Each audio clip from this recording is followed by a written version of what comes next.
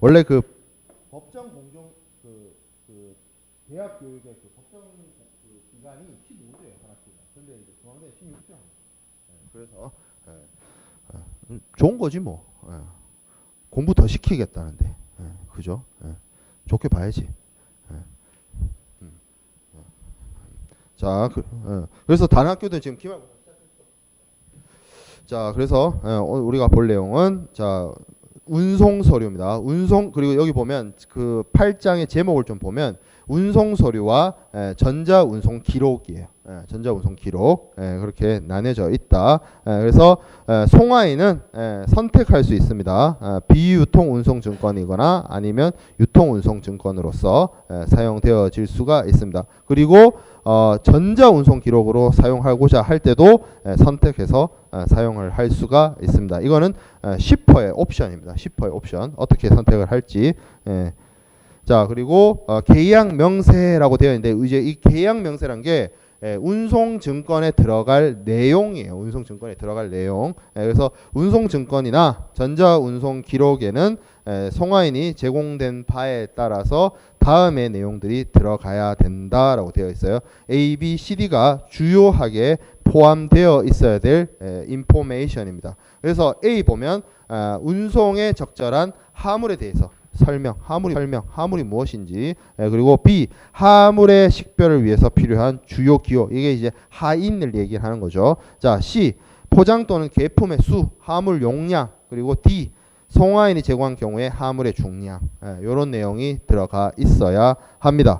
그리고 마찬가지로 역시 포함되어져야 하는 내용이 운송인이나 이행 당사자가 그 하물을 수령할 때의 그 하물의 외관 상태에 대한 기술, 그리고 운송인의 이름, 그리고 운송인이나 이행 당사자가 하물을 수령한 날짜, 하물 수령하는 날짜, 그리고 운송증권이 유통증권인 경우에는 그 발행된 유통증권 원본의 숫자, 이런 것들이 역시 운송증권의 내용에 포함이 되어 있어야 돼요. 그리고 마찬가지로 또 포함되어 있어야 할 내용 중에 보면 송화인의 성명, 그리고 선박 명칭, 수령 장소, 선적항과 양육항, 이런 것들이 들어가야 됩니다. 일종의 선화증권, 운송서류에 들어갈 내용들을 이러한 것들이 들어가야 된다라고 규정해 놓은 내용입니다. 자, 그리고 앞에 본조 2항 A에 보면 여기 있어요. 하물의 외관 상태라는 말이 등장을 합니다. 그래서 하물의 외관 상태란 것은 송화인이나 운송인이 포장된 상태의 하물, 인도받은 그 하물에 대한 합리적인 외부 검사를 하고 혹은 이제 추가적인 검사, additional inspection을 해서 나온 것을 기준으로 그 하물의 외관 상태에 대해서 기록을 하게 되겠죠. 그리고 그 하물의 외관 상태가 아무런 내용 없이 비골 안에 비어져 있으면 그게 소위 말하는 클린 BL이 될 겁니다. 자, 그리고 이러한 운송인의 계약 명세서에 성명으로 확정되는 경우에는 그 신원과 관련해서 그 선화증권에서 제공하고 있는 운송인의 다른 명세하고의 그 한 불일치, 이런 거에는 딱히 효력이 없다. 별로 중요한 내용은 아니에요. 뭐 그 운송인의 성명이나 이런 것들을 적도록 되어 있는데 그 적힌 내용하고 운송 서류에 나오는 보여지는 다른 신원 정보하고의 불일치 여부에 대해서 얘기를 하고 있는 건데 뭐 그렇게 중요한 내용은 아니다. 자, 그리고 그리고 운송인으로 추정되어지는 사람들이 몇 사람들이 있어요. 뭐 선박의 등록 소유자든지 아니면 선체 용선자든지 뭐 이런 사람들에 대해서 주소를 운송인이 주소가 명세에 정확하게 나와 있지 않으면 선체 용선자, 이런 사람들을 운송인으로 추정한다. 뭐 이런 내용이 나와 있는데 뭐 그렇게 중요한 내용은 아닙니다. 자, 그리고 서명, 운송증권, 여기 중요하죠. 운송증권은 운송인이나 대리인의 서명을 있어야 됩니다. 이 내용이 UCP 600에서도 그런 내용이 있었잖아요. 운송서류 수리 요건을 할 때 운송인이 누군지 밝히고 운송인의 서명이 있어야 된다. 그래서 여기서 말하는 로텔담 규칙에서 말하는 운송인의 경우에도 운송인이 혹은 그 운송인의 대리인이 서명을 해야 됩니다. 자, 그리고 앞에 36조에 1, 2, 3항 여기 보면 이제 하물의 상태라든지 운송인이 누군지, 운송인이 봤을 때 하물의 외관 상태가 어떤지, 그리고 송화인의 이름이 무엇인지 이런 것들을 그러한 내용 중에 적어야 된다고 적혀 있는 내용들 중에 하나 또는 여러 개가 빠져 있거나 혹은 부정확하거나 그 경우에는 그 자체가 운송 증권이나 운송 기록, 전자운송 기록의 어떤 유효성이나 성질에 영향을 미칠 수 않습니다. 한두 개 정도 빠질 수 있다는 거죠.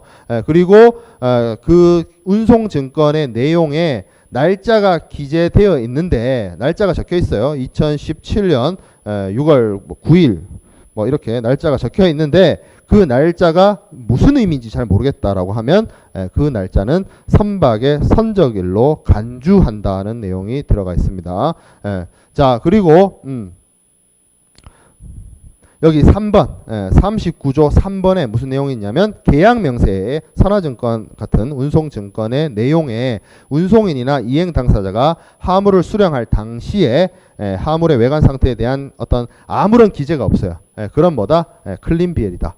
외관상 굉장히 좋은 상태다. 굿 컨디션이다 라는 것을 간주한다 얘기가 들어져 있습니다. 그리고 뭐 40조 운송인이 이제 뭐 그 중요한 기재 사항과 그 내용이 이제 틀렸을 때 뭐 책임을 지지 않는다라는 내용을 위해서 운송증권과 관련된 내용을 수정할 수 있다. 뭐 이런 내용이 40조에 등장을 합니다. 뭐 상황 실제로 그 인도된 화물이 뭐 그 운송인에게 알려진 내용하고 좀 다르거나 할 때는 운송인이 책임지지 않기 위해서 운송인이 운송증권이나 이런 것에 대한 정보를 수정할 수 있다는 그러니까 선화증권 내용을 고칠 수 있다는 그런 내용이 또 담겨져 있습니다. 이것도 뭐 그렇게 중요한 내용은 아니고 자 그리고 41조 요거는 중요하죠. 그래서 40조 아까 봤던 내용이 그 송화인으로부터 넘겨받은 화물의 어떤 내용이 달라져서 선화증권 같은 그 운송증권의 계약 명세를 수정해야 되는 상황을 빼고 뭐라고 이 운송증권은 그 운송인이 그 내용대로 계약 명세란 게 그 쉽게 말해서 운송증권 안에 들어가 있는 내용을 얘기한다고 그랬죠. 그 내용대로 운송인이 화물을 수령을 했다라고 하는 추정적 증거가 된다는 거죠. 그래서 선화증권이 가지고 있는 선화증권의 기능 중에서 운송계약, 운송물품의 수령에 추정적 증거 기능이 있다라고 했던 내용이 명시적으로 로텔담 규칙의 41조에 들어가 있습니다. 자 그리고 42조 보면 계약 명세 그러니까 선화증권 같은 운송증권의 내용 중에 운임 성급된이라는 표시가 적혀 있으면 운송인은 소진이나 수화인에 대해서 운임이 지급되지 아니했다는 사실을 주장할 수 없다. 운임 받았다는 얘기니까 이걸 적어놓게 된다면 화물의 수화인에게 돈 뜯을 수 없다는 거죠. 이미 받았기 때문에 그 얘기입니다. 자 그리고 딜리버리 오브 더 구스 화물 인도입니다. 화물 인도. 자 그래서 화물이 목적지에 도착을 한 경우에요. 이제 9장부터는 그래서 화물이 목적지에 도착을 하게 되면 운송계약상 화물의 인도를 요구하는 수화인이에요. 컨사이니가 등장을 해요. 컨사이니는 운송계약에서 합의된 때 또는 기간 내에 합의된 장소에서 그리고 그런 게 없으면 간섭 간행에 따라서 화물의 인도가 합리적으로 예상되는 시점에서 물품을 수령해야 됩니다. 컨사이니야 화물 받아. 정해진 시간과 장소가 있으면 거기서. 만약에 그게 없다면 합리적으로 고려했을 때 인도 가능한 시간과 장소에서 화물을 수령을 해라. 자 그리고 화물을 수령할 때 컨사이니는 무엇을 해야 되냐면 이 화물에 대해서 확인을 해야 됩니다. 확인. 그래서 여기 보면 이러한 그 운송인이나 이행 당사자로부터 물품을 넘겨받을 때 그 물품이 그 뭐 정확한 자기 화물이 맞는지에 대해서 확인을 하도록 하고 있습니다. 자 그리고 유통증권 혹은 유통전자운송 기록이 발행되지 않았을 때 유통운송증권이 발행된 한다는 것은 유통운송증권의 유통으로 목적지에서 수화인이 유통운송증권의 제시나 아니면 딜리버리 오더의 제시로 물품을 인수해 갈 수 있겠죠. 그 이제 수화인 입장에서 인수죠. 운송인 입장에서는 인도고, 그런 경우는 그 문제가 되지 않는데, 여기 45조에서 얘기하고 있는 건 뭐냐면 유통운송증권이나 유통전자운송 기록이 발행되지가 않았다는 거야. 비유통으로 발행됐다거나 뭐 이런 경우에는, 그 경우에는 규정된 시간과 장소에서 수화인에게 화물을 인도하도록 되어 있고, 만약에 수화인이 어떻게 뭐 이렇게 명확하지 않거나 드러나지 않다라고 하면 조금 뒤에 보는 처분권자란 사람한테 물품을 넘겨줄 수가 있습니다. 그러면 이 처분권자는 수화인이 명확하지 않은 경우라면 그 화물의 착화 통지처를 얘기하기도 하고, 아니면 뭐 개설은행 같이 화물의 어떤 담보권을 가지고 있는 사람일 수도 있고, 아니면 송화인이 될 수도 있어요. 사실상 송화인, 그러니까 수화인이 명확하게 화물에 대한 인도나 이런 것들을 안 하게 되면 원래 물건을 보낸 그 송화인이 그 화물에 대한 처분을 할 수도 있습니다. 이거는 그래서 이 처분권자라고 하는 거는 누구 딱 정해서 누구다라고 얘기하기 좀 곤란해요. 거래 정황상 상황에 따라서 수화인이 인도 거절을 해버리면 송화인이 될 수도 있고, 수화인이 누군지 안 나오면 그야말로 권리 있는 사람일 수도 있고, 신용장을 이용하는 신용장 거래 방식이라고 하면 화물의 담보 권한을 갖고 있는 은행이 될 수도 있어요. 처분권자란 말 자체가. 그래서 화물에 대해서 권한을 가지고 운송인에게 화물을 이렇게 처리해 저렇게 처리해라고 지시 내릴 수 있는 권한 있는 사람을 그냥 처분권자라고 하는 거예요. 영어로 이제 컨트롤링 파티라고 하는 게 그 뜻입니다. 그래서 수화인한테 화물을 넘겨주면 끝나는데, 그렇지 못하는 상황에게는 처분권자한테 지시를 받아요. 이 화물 이거 어떻게 할 건데? 화물 어떻게 할까? 이렇게 지시를 받을 수 있다는 얘기가 여기 지금 나와 있습니다. 그 사항에 대해서 처분권자한테 지시를 받아야 된다. 뭐 이런 내용들이 등장을 합니다. 그러한 내용들이 이제 요 뒤에서 계속 이어집니다. 운송인은 처분권자에게 그러한 사실을 통지하고 화물에 관한 지시를 요구할 수 있다. 수화인이 없어. 수화인이 누군지 모르겠어. 수화인이 안 받아가. 그런 내용이 있죠. 여기 봐봐요. 위에 1, 2, 3 있죠. 수화인이 화물을 수령하지 않아요. 근데 그리고 수화인이라는 사람이 나타나는데 이 사람이 못 믿었겠어. 자기가 수화인이라고 하는데. 그리고 운송인이 찾지 못했어. 수화인이 도대체 어디 있는지.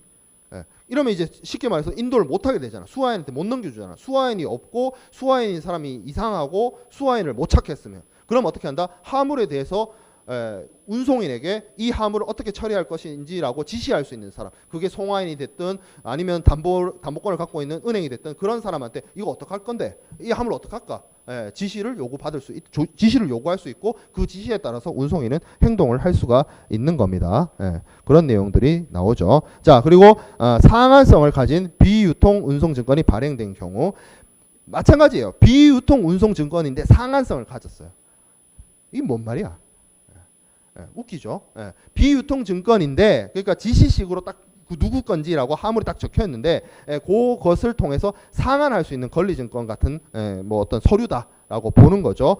그 경우에는 마찬가지로 그 수화인이 목적지에 화물이 목적지에 도착을 했을 때 운송인에 따라서 내가 그 비유통 증권에 지시되어 있는 납니다. 그 사람이 나예요 라는 것을 확인시켜주고 비유통 증권을 제시하게 되면 화물을 인도하게 되어 있습니다. 뭐 이제 비유통 운송 증권, 뭐 예를 들어서 뭐 서렌더 비엘 같은 경우에 이런 식으로 사용이 가능하겠죠.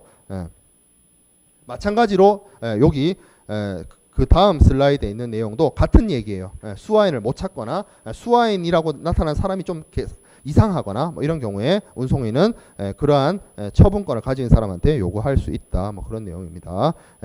또 마찬가지로 47조에도 유통증권이 발행된 경우를 이야기하고 있어요. 거의 비슷비슷한 얘기를 하고 있는데, 운송 처음엔 무슨 얘기였어요? 비유통증권 얘기했고, 상한성이 있는 비유통증권 얘기했고, 그리고 유통증권 얘기하고 있어요. 세 번째로. 그래서 유통운송증권, 쉽게 말해서 김영식이거나 아니면 이제 김영식이 아니지 지시식이지. 지시식. 말을 잘못했네.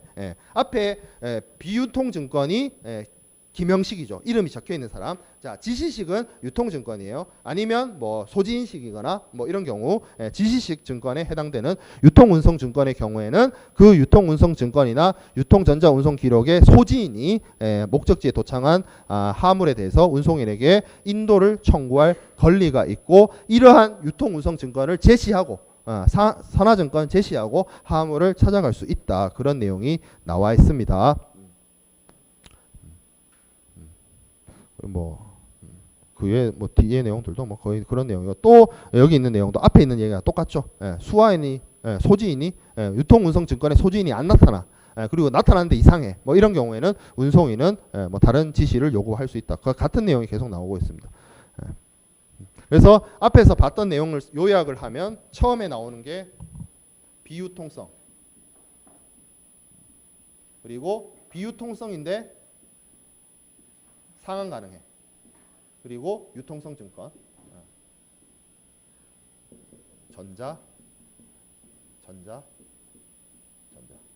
전자적 기록으로도 대체할 수 있게 이렇게 나와 있고, 이 서류의 사용 방법에 따라서 내가 수화인이요, 내가 소지인이요, 뭐 이런 것들을 나타내게 되면 화물을 인도해 줄 수 있다는 거죠.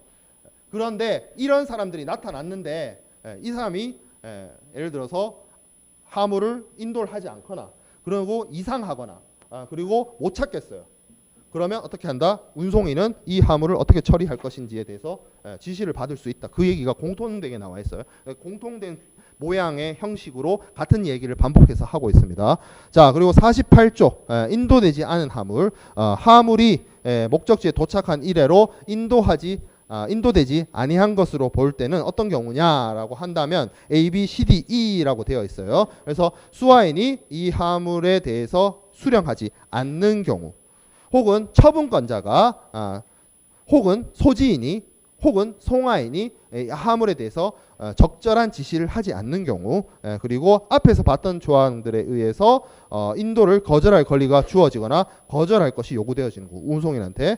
그리고 인도가 요구되어지는 장소의 법률에 따라서 수화물을 인도하는 것이 안 되는 경우, 허용되지 않는 경우, 그리고 그 밖의 이유로 운송인이 화물을 넘겨줄 수 없는 경우에 인도되지 아니하는 화물이다라고 보여지고, 그래서 요 경우에는 운송인은 화물에 대한 어떤 책임과 비용에 대해서 합리적으로 요구되어지는 행동을 취할 수 있습니다. 화물을 못 넘겨주게 생겼으니까, 목적지에 도착을 했는데 그 내용이 나와 있습니다. 그러면 그 운송인은 어떻게 행동을 해야 되는지, 화물을 보관하거나 아니면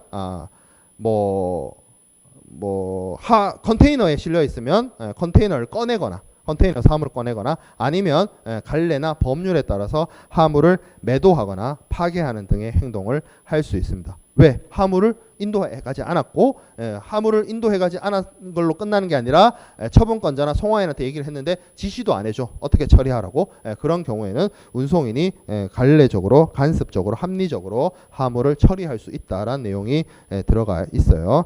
자, 그리고 화물의 유치 뭐 이런 내용들 있는데, 뭐 이런 내용들은 뭐 그렇게 중요한 건 아니고 좀 읽어보면 될 것 같고. 자, 10장입니다. 10장은 처음에 얘기한 것처럼 처분권자, 통제권자, 화물에 대해서 권한이 있는 사람, 운송인한테 지시를 내려서 이 화물을 어떻게 처리 취급할 것인지 지시나 할 수 있는 그러한 권한이 있는 사람을 이제 처분권자, 통제권자라고 하고, 그러한 권한을 여기 나와 있는 것처럼 처분권 혹은 다른 말로 통제권이라고 합니다. 그런 내용들이 쭉 나와 있는데, 요 내용은 뭐 대략적인 설명을 했기 때문에 스킵을 하도록 하겠습니다. 10장은. 자, 그래서 11장 권리 이전부터 볼게요. 권리 이전. 그래서 57조에 유통운송증권, 유통전자운송기록이 발행된 경우라고 해서 소지인이 등장을 하는데, 소지인이 운송증권을 타인에게 이전하면서, 자, 소지인이 운송증권을 다른 사람에게 이전함으로써 권리를 양도할 수 있습니다. 소지인이 다른 사람에게 이전하면서 다른 사람에게 권리를 이전시킬 수 있게 됩니다. 그리고 그 권리를 이전시키는 방법으로는 배서 뭐 이런 얘기 나오죠. 뭐 백지배서 이런 것들이 등장해서 권리 이전을 할 수 있습니다. 이 유통증권이라는 것 자체가 그런 식으로 사용이 되죠. 누군가의 지시를 한다거나 아니면 뭐 그 지시에 따라서 배설을 통해서 권리가 이전되어질 수가 있습니다. 자, 그리고 이 소지인의 경우에는 뭐 소지인의 책임이라고 해서 운송 관련해서 이 소진이라는 이유만으로 운송 계약상의 책임을 부담하지 않는다라고 해서 그냥 권리, 유통증권을 가지고 있는 사람이라는 뜻이죠. 그래서 운송 계약과 관련된 어떤 책임을 이행하는 것은 아닙니다. 그냥 권한만 갖고 있는 사람이에요. 뭐 그런 내용들이 담겨져 있고, 자, 이건 뭐 그렇게 중요한 내용은 아니었고, 자, 12장은 좀 중요해요. 12장, 13장이 중요한데 12장 내용 좀 볼게요. 자, 59조에 뭘 얘기하고 있냐면 책임의 한도를 얘기하고 있습니다. 책임의 한도. 누구의 책임의 한도겠어요? 운송인의 책임 한도겠죠. 운송인의 책임 한도. 그래서 여기 언급되어지고 있는 숫자들이 등장을 합니다. 875 SDR. 그리고 킬로그램당 3 SDR입니다. 여기는 이제 본문에는 보면 계산 단위라는 표현을 등장을 하는데 그냥 뭐 유닛 이렇게 나오는데 이 유닛이 뭐다라고 얘기를 하냐면 여기 보면 3조의 3항에 IMF에서 말하는 SDR이다라고 얘기를 하고 있어요. 그러면 이 앞에 있는 875 계산 단위는 뭐다? 875 SDR이 됩니다. 그래서 로텔담 규칙에서 언급하고 있는 운송인의 책임 한도는 875입니다. 875 아니면 3 SDR.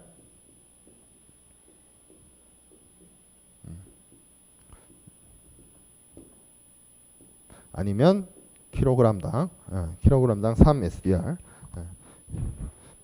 자, 그리고 밑에 59조 2항의 내용은 컨테이너 조항이죠. 그래서 컨테이너 안에 뭐가 들어있는지를 명확하게 돼 있으면 그걸 이제 각각으로 보고, 그런 게 아니면 그 컨테이너 그 자체를 선적 단위로 간주한다. 그 얘기가 나와 있습니다.